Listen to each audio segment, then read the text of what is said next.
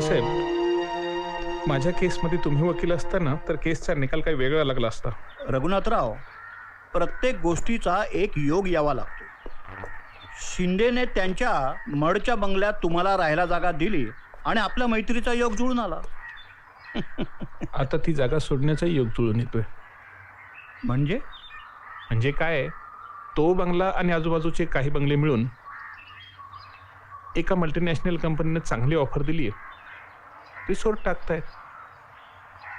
शिंदेचा मुलगा मागे लागलाय घर खाली करा म्हणून.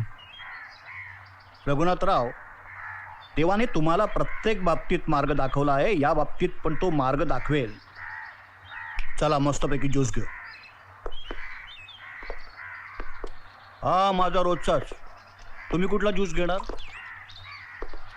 करेला, आवळा, लिंबू की मिक्स? अहो मस्त असतो.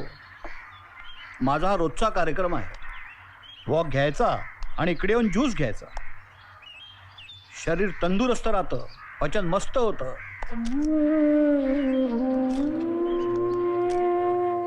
देवळे, तुम्ही म्हणता ते खरंय हो. ज्यूस पिल्यामुळे पचन व्यवस्थित होतं.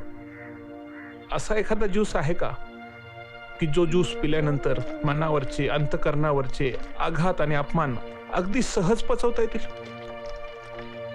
रघुनाथराव,